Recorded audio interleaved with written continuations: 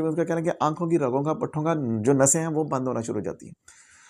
ये जब आप आँखों की प्रॉपर सफाई नहीं रखते, आँखों पे ठंडा पानी, आप आँखों का मुसलसल इस्तेमाल जो है वो करते रहते हैं, स्क्रीन टाइम आपका इस्तेमाल ज़्यादा है, आँखों में जलन है, दर्द है, सुर्खी उसमें बहुत ज़्यादा पाई जाती है। आँसुओं का बेइख्तियार निकलना, ये बीमारी बड़ी आम है। आँखों की जो रगें होती हैं, जिसको हम कहते हैं वो आँसू वाली नाली जो जिसको कहते हैं, वो बंद हो जाती है। फिर वो जो है वो आँखों से पानी वो वक़्त रिसता रहता है। नज़ला होने की वजह से आँखों से पानी आना शुरू हो जाता है। आँख में चोट लग जाए तो उस वजह से नसें बंद हो सकती हैं। आँखों में बाज़ वक़्त वायरस, जरासीम, बैक्टीरिया अक्सर रोज़मर्रा में जब हम बाइक पे सफ़र कर रहे होते हैं तो शाम को आते हुए हमारी आँखें जो अक्सर वो डस्ट की वजह से वो बड़ी रेड हुई होती हैं। तो वायरस फैल जाता है। वायरस फैलने की वजह से ऐसी बीमारी जो है ना वो निकल आती है। आँखों पे दाने निकलते हैं।